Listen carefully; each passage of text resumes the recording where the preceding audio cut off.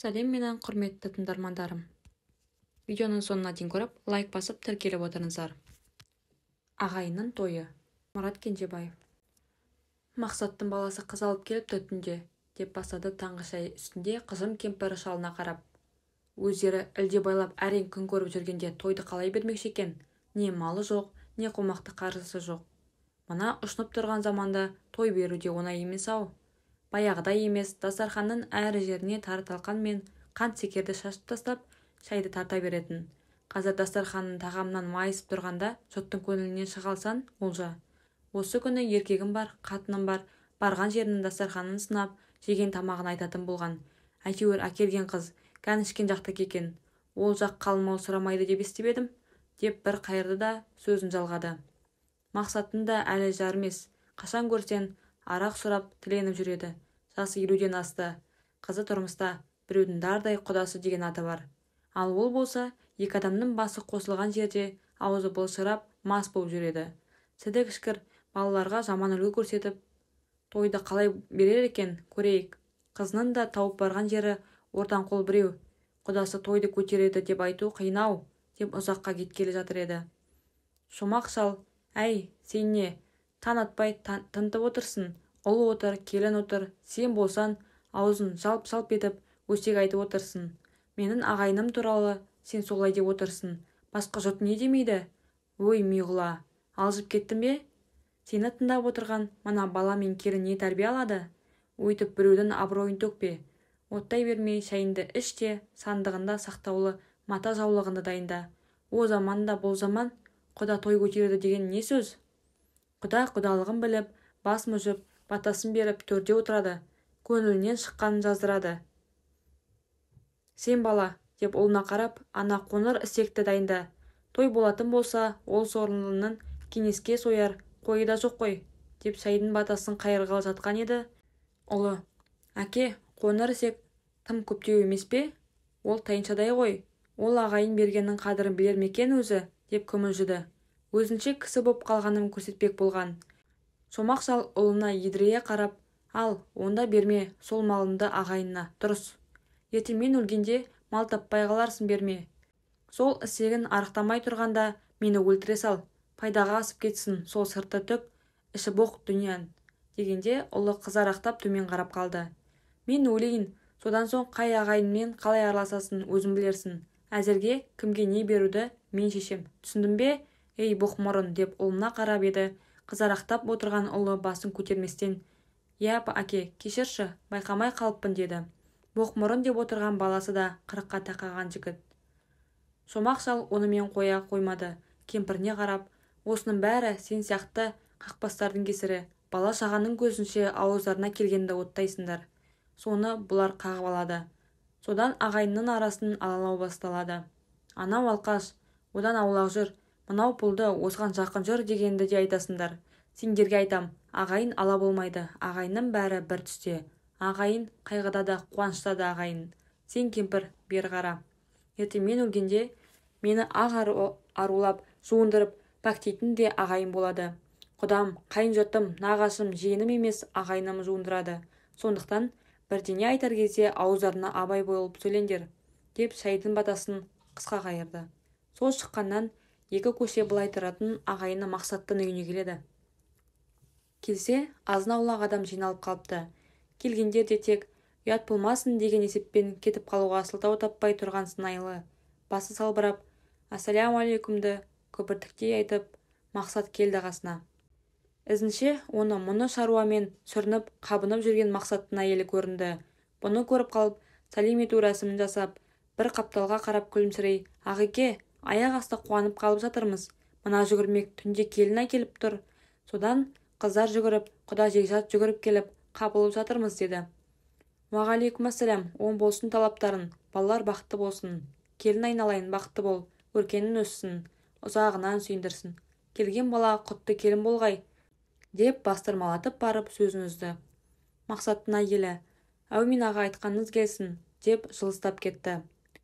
Шомақ ақсақал Мақсатқа, «Ал, не айтасың, не істемексің, той қалай болады, мына ағайын не дейді», деп сынай қарады. Ағайындар әлі келіп үлгеріп жатқан жоқ.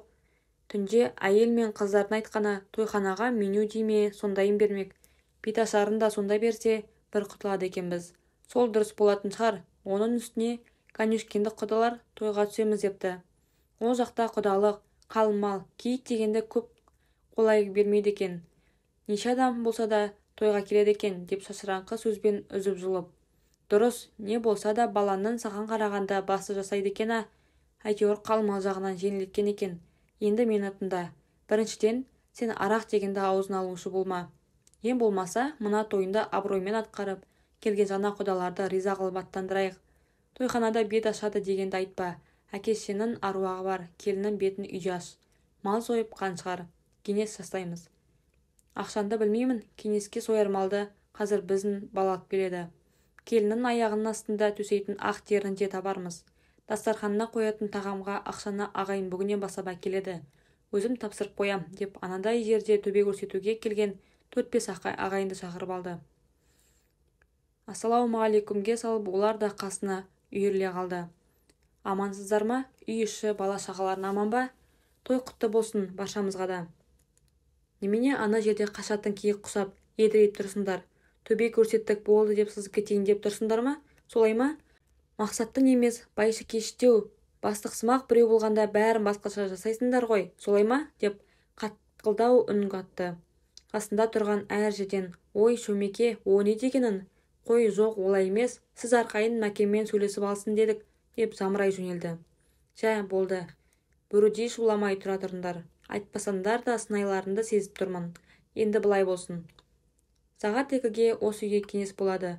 Соған бейнеудегі ағайын түгел келетін болсын. Телефонмен хабарлан, ағайын жаздыратын ақшасын бүгін әкелсін. Бұлар да бар қаржысының жобасын біліп отырсын. Соған қарай тойдың шама шарқан шақтар. Сосын мына жерге көліктеріңді қойыңдар. Анау-мынау шаруаға көлік керек. Келіні барлар келіндеріңді, болмаса әйелдеріңді осында қызметке келесіңдер. Алқаш болсын, басқа болсын. Абыройда, жаманат та ағайынға келеді. Сондықтан мақсат арақ ішеді екен деп, бір шетте әйтеуір келдімге салу болмасын. Бар ағайынға жеткізіңдер осы сөзімді. Мен айтып жатыр деңдер. Тойды қалай өткіземіз, қашан өткіземіз, осы кеңесте шешерміз. Үйінде ақ тоқты малы барын бірден айтып әкеле беріңдер. Қазір үйде бос жатқан балаларыңды осында жеткізіп, кеңестің малын сойынды қазанын жүргізіп жіберіңдер. Бұл мақсат менің де тумам емес, ағайындығы дәл сендердей. Бірақ осы тұрғандарын бір мерекемде мақсат қазанымды қайнатпады дейтіндерім бар ма? Жоқ. Бұл сорлы арақ ішсе де кез келген ағайынның мерекесінде алатаннан қызмет жасап жүреді. Сонында өздерін арақ беріп мас қыласыңдар. Сөйте тұра оны алқаш көріп, бойларында сырт ұстағыларың келеді. Ағайынның кез келген мерекесін бас қасапшысы кім? Осы мақсат. Араларында қой соя алмайтын, сояға жеркенетіндердің де бар рас. Ал бұл сорлы ондайды білмейді, бәріне бірдей қызмет қылады. Осы тұрған бесеуін бір қойды әурелеп жарты күн жүресіңдер. Ал бұл болса, арақ ішсе де бір өгізі бір сағатта жайғап береді. Былтырғы пандемияда өлген ағайынның барлығының да сүйегіне осы кіріп жуындырды. Сондықтан бар ағайынға. Енді босқа тұрмай, мен айтқанымды ағайынға жеткізіңдер. Мақсаттың тойының қызметінен қашқандарында менімен амандасам деп ойламасын. Менің де байлығым тасып бара жатқан шамалы, бірақ мен Мақсаттың әкесін көрдім, өте керемет жан болатын. Ағайын былай тұрсын, жолда қалған талай ұлттың шопырын үйіне әкеліп тамақтандырып жүретін. Ағайынның шаруасы десе, қолқасын жұлып беретін. Қазақ не үшін әкен өлсе де әкенің көзін көрген өлмесін деп кетті. Ағайынның арасы алыстамасын деп айтты. Соны біле тұра, мен бүгін сырт ағайын бола алмаймын. Соны ұғыңдар, деп тоқтады.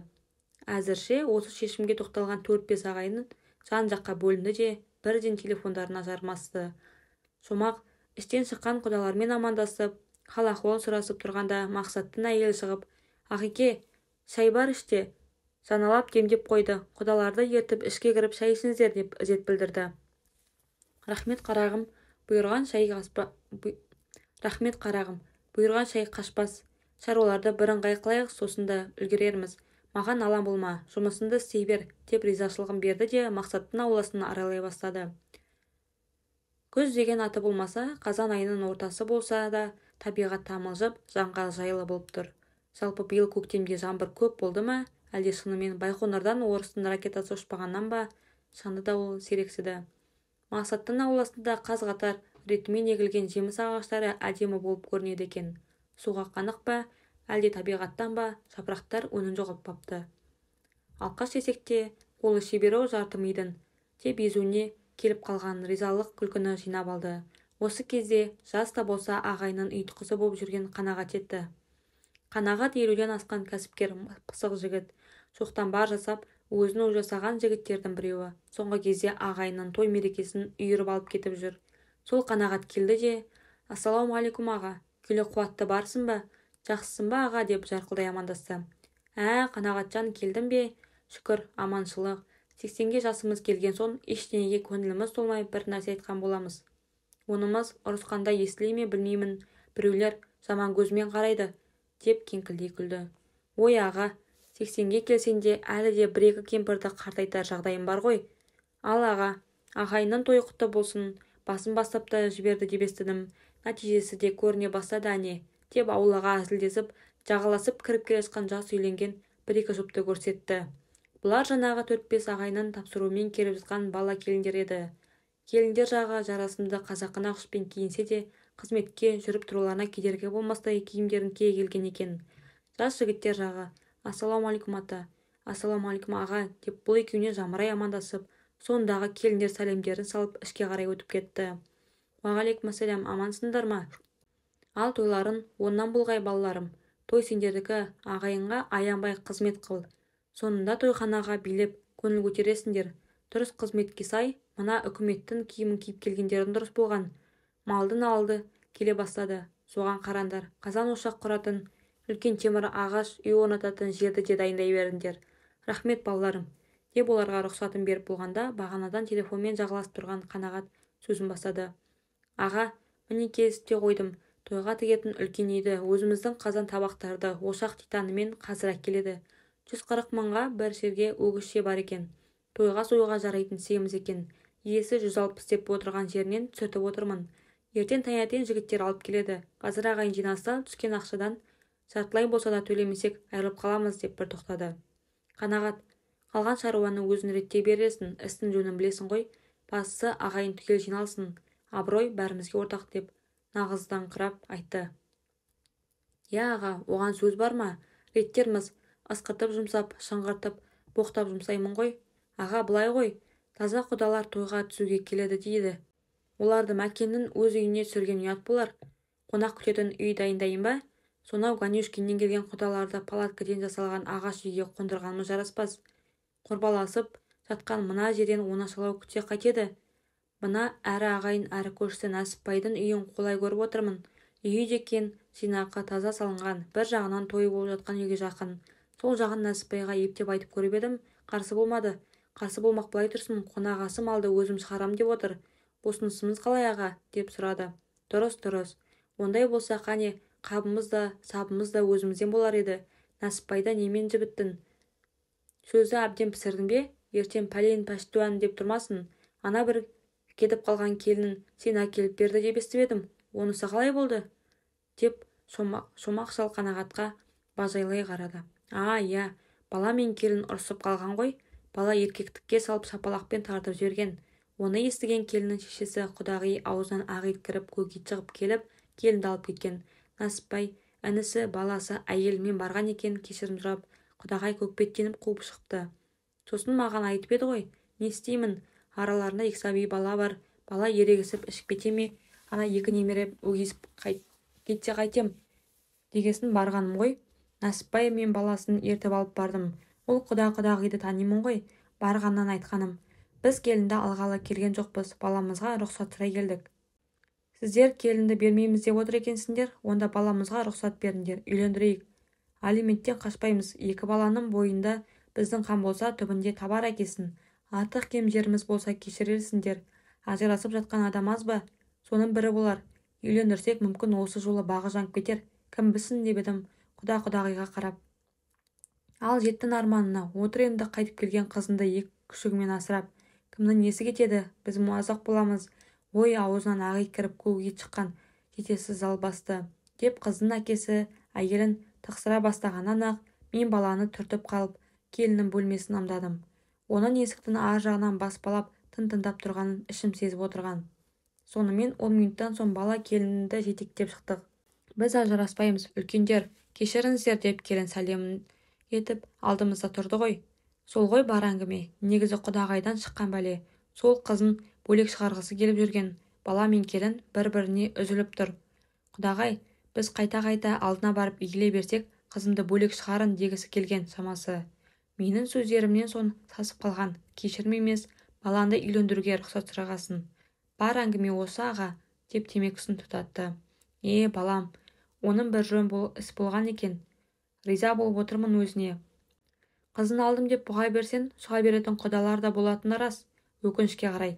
Бізге қалғаны, кеткен қызымыз жыламай, келген келін күлімдеп жүргені ғой.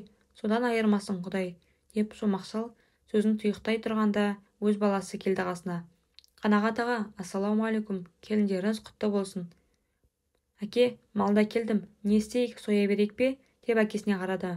Ұлына деген таңертеңгі қызылы басылмаған шал, жоқ, атаны әлі шомылдырып, жүнін бояп, төрге отырғызып қоясыңдар, деп бір қыжыртып алды да, мына Қанағат аған шешеді қалған әңгімені. Бәрін осыған бағынасыңдар. Тұрман енді ерте, енді кеш қылып шаруасандар, деп бұрқ етіп барып басылды. Баласы да Қанағат та шалға көрсетпей мұрындарының астынан мырс етті де екеуі қазан-ошақ жаққа беттеді. Олар барғаннан әркімге әртүрлі тапсырмалар беріліп, жиналған жастар қызу жұмысқа кірісіп кетті. Сол арада там тұндаған ағайынның қарасы да молайды. Келгендер Шомекеннің маңына топтасып, әйелдер жағы шашу шашып, той кеңесі қызып жүре бастады. Бас билік қолына тиген Қанағат ағайынға сойыс малдар деген қой мен өгіз жайын айтып, сол жерге жиналғандардан барлық малдың да ақшасы шығарыла бастады. Осындай қызық-шыжықтармен той күні де жетті-ау. Қазан-қазан ет асылды. Шебер палаушы палау басып жатыр. Ағайынның үйінде қалғаны жоқ-ау. Шаруаның ойдағыдай жүріп жатқанына шомақшал да Қанағатты мәз. Тойға дейін құдалардан бұрын Ақтөбе жақтан Мақсаттың әскерде бірге болған 2-3 досы келіп жетті. Тандағы пойыздан да осы тойға Талдықорған жақтан тағы бір қонақ келіпті. Бірақ оны Шомекен мен Қанағатты әлі көре қоймаған. Шаңырағына келін келгелі Мақсат ащы судан аузына татып алмады. Көзі жасаурап, қайта-қайта Шомақшалға рахмет айта береді. Аға, Алла разы болсын, қызметіңізді өле-өлгенше ұмытпаспын, деп келіп Қанағат екеуінің қолын кезек-кезек қысып кетеді. Сондай бір келісінде Шомекен шыдай алмай кетіп, әй, тоқта, қайта-қайта алғыс айтып мезеттің ғой әбден. Ары қарай қалай өмір сүресің, соны айтшы. Той да өтер, ағайын да тарар. Бәрі басылғанда той шашуын қарызынды жаппас анық. Сен бір жола арағынды қоймасан, жағдайың түзелмейді. Оны бір деп біл. Оның себебін де айтайын. Адамға бақ, мал, дүние, мансап кейпінде емес, адам кейпінде кездеседі. Саған кездескен бағын сен әйелің еді. Бірақ арақ ішіп, сен өз қадіріңді қашырдың. Енді мына баланы келін сонау Ганюшкиннен жолыққан екен, азаматым деп етегінен ұстаған екен. Бұл келіннің де баланың бағы болары тұр. Соны үркітіп алмаңдар. Сен қанша арақ ішсең де арамдығын жоқ адамсың. Сол ниетіне Құдай бергелі тұрған шығар. Енді айырылып қала көрмеңдер. Егер осы айтқаным айнымай келсе, Құдайдың шын берген осы. Соны түсін, деп Мақсатты да үлкен ойға салып қойды. Тойдың болғанынан болады қызық демекші. Той қонағасы күні Жампейіс деген бір ағайын інісі тойға қызмет етіп жүргендердің арасында отырып, бір әңгіменің шетін шығарғаны. Шомеке, осы мына Орал жақта ер адамдар қазан-ошаққа араласпайды. Келетін құдалар да соларға жақын Ганюшкиннен ғой. Қазанның басындағы біздерді көрсе ыңғайсыздау болып қалмас па екен, деп Шомекен азырақ ойланып келгендерге естіртіп, Жампейіс, бұл сөзінің жаны бар, бірақ мынаны біліп ал. Енді елдің бәрін аралап түсіндірмесек те, осы отырған жастардың құлағында қалар әңгіме айтайын. Біріншіден, той деген бәрімізге ортақ. Бәріміз күтер үлкен мерекеміз. Әр жерден үлкен-үлкен сыйлы қонақтар келеді. Ақ бата, ақ тілекпен адал асымыз асылады. Сол ақ батамен қатар өлі аруаққа да арнап Құран оқылады. Бұл рухани жағынан да тазарармыз деген сөз. Егер сондай қазан-ошақ жақтағы үлкен шаруаны әйелдерге тапсырсақ, арасында біреу болмаса біреу таза болмай келіп араласса ше? Ол өз үйіндегі асын пісіргенімен көптің адал асын пісіруге қалай қатысады? Екіншіден, ертеде осы Маңғыстауда осылай көп жиналған ас болуымыз. Елдің игі жақсылары жиналған сол аста байдың тоқалы өзімен сөз жарастырып жүрген бір құл қалмақпен қашып кету үшін тамаққа у салынған екен. Міне сол оқиғадан соң бұрынғының шалдары үлкен астарда қазан басына әйелдерді келтірмеуге ұйғарым жасаған екен. Бір жағы тазалық үшін, бір жағы сақтық үшін жасалған ғой соның бәрі. Ал қалған жолдастары өздерімен өздері бастары қосылғанына мәре-сәре. Сол екі арада Мақсат екі иығына екі кісі мінгендей нар тұлғалы жігіт ағасын Шомекеннің қасына ертіп келді. Талдықорғаннан келген досым еді деп таныстырғанына Шомақ шалдың іші жылып қалды. Ауыл адамдарының бірсыпыра соңғы кезде тойға асқа арнап тіктірген жадағай мен шапан киіпті. Есік алдында көңкілдеген ақ шатырадай, саулықтары қардай аппақ, қарқара кимешек киген бәйбішелер, келіншектер қаздай қалқап той сәнін келтіріп төрде отыр. Бір кезді әженің оң қапталында ақшыл жүнді боз тоқтының терісі жатыр. Жастар жағының өз мәре-сәре қызығы жетіп жатыр. Бір кезде құдалары тиеген екі альфард мини-автобусы да ауланың шетіне келіп тоқтады. Шомақ құдалардың дәл уақытында келгеніне қуанды. Екі көліктегі құда жақтың адамдары 14-15 шамада. Барлығы бір үлкендеу кісінің ыңғайын бағып тұр. Бір жиын, анау шал бұлардың Шомағы болды ғой, деп қасындағыларды ду күлдірді. Осы бір әзіл мен көңілді күлкі бар шатыршауды сілкіп тастағандай бәрі құдаларды жарқын жүзбен қарсы алды. Ақ жаулықты әжелер шашу шасып, оны терген балалар мен үлкендері дуылдасып, қонақтарды ауланың төріне бастады. Құдалар кесе шүпілдеген шұбаттан ауыз тиіп, қанып ішіп жатыр. Енді бата жасалмастан бұрын келген қонақтың үлкені сөз алды. Құрметті ағайын, ауылдарыңыздың үлкені кім? Сұрақтарыма жауап беретінің қайсын? Әлде Мақсат құдамен сөйлесе берем бе? Деп айналасына аздап шамырқанған жүзбен көз тастады. Алдыңғы қатардан Шомақ ақсақал шығып, ал құда, айтқаныңыздың бәрі дұрыс. Алдымен келген қадамдарына гүл бітсін дейміз де, осы жердегі сізбен құда ағайынның үлкені мен едім. Бұйымтайыңыз болса, айта беріңіз маған, деп дауысын кенеді. Құдан болсаңыз, мен бұйымтай айтатындай айран сұрап келген ештемем жоқ. Немеремнің осы ауылға келіп беті ашылатынын естіп, осы адуын да айбынды да ауылына келін болғанын өз көзіммен көріп, бірге қызықтағалы келіп тұрмын осы қауыммен. Ақыры құдам екенсің, ақ тамынмен қарсы алып жатырсың. Алла разы болғай. Енді маған мынаны айтшы. Менің желкілдеп өскен немерем жыламай жүреді деп уәде бере аласың ба? Әуелі Алла қала береді мына дүйім жұрттың көзінше. Жоқ, олай уәде бере алмасан, осы жерден келген ізімізбен қызымызды жетектеп қайта берейік пе? Уәде берсең, бүгінгі күндізгі тойға да, кескі қызықтарына да қатысып, бұйырған асымызды ішеміз де, ертең туыс таптық деп қайта береміз елімізге, деп Шомаққа сынай қарады. Талай той құдалықты көріп жүргенмен ағайынға маназай тосын болды.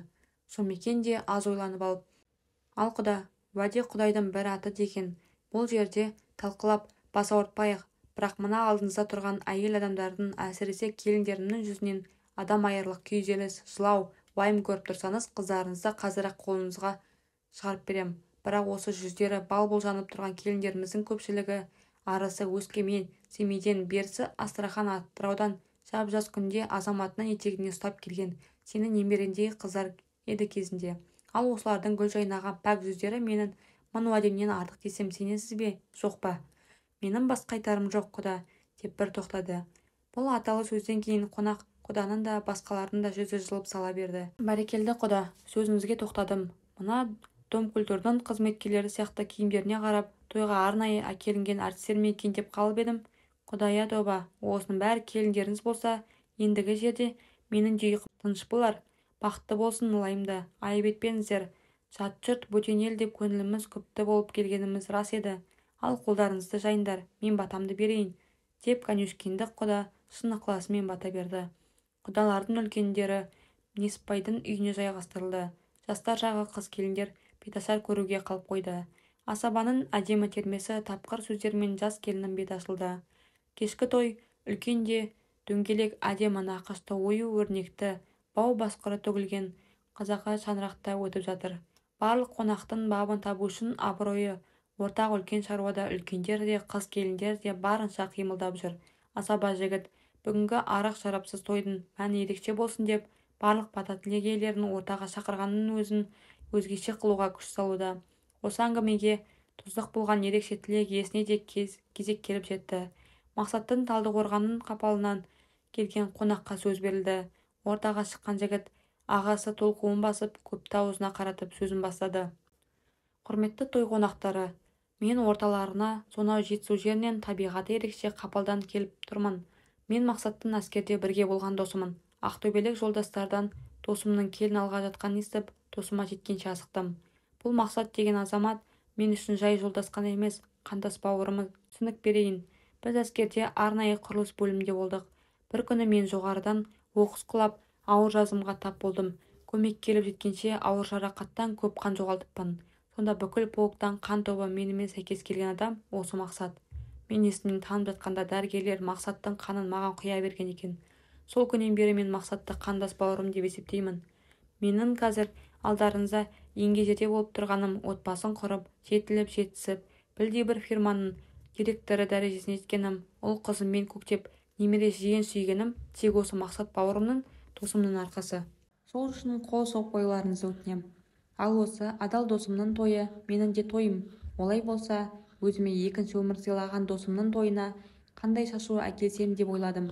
Сол үшін құрдасымның алғашқы қуанышына 5 миллион теңгемді құрдасымның келіншегінің қолына табыстауға рұқсат етіңіз. Ал үйленіп жатқан балама мінгізген атым болсын деп өзім мініп жүрген Toyota Camry көлігімді табыстаймын.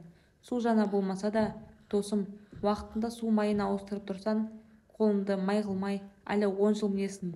Ал енді Мақсат, әлі есінде шығар, біздің уақытымызда командир сағаты арман еді ғой. Мына командир сағаты өзіне. Астындағы жазуында оқиын.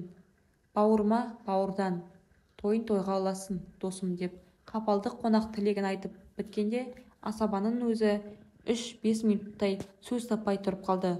Дуылдаған жұрт сағынысқан достардың бір-бірімен бауыр қауышуын қостап, орындарынан тік тұрып қол соқты. Мақсат Шомақ ақсақалдың мана күндізгі айтқан сөзін еріксіз еске түсірді. Адамға бақ адам кейпіндегі еседі деген сөздің терең мәніне де енді шындап ой жүгірткендей көзі жасаурай берді. Қасындағы қанағатқа көзі түскен Шомекен бетіндегі терін үлкен орамалмен сүртіп, балам, бұйыртса бұл ағайынның да ендігі жерде түтіні түзу шығатын болды. Алла, деп күбірледі. Заты қағылез қанағат, аға, солай болатын сияқты. Тек Құдай көпсінбесінші, деді. Шомекен терең демін алып, Алла, осы ағайынның алдында абыройыммен ала көр, деп толғанды.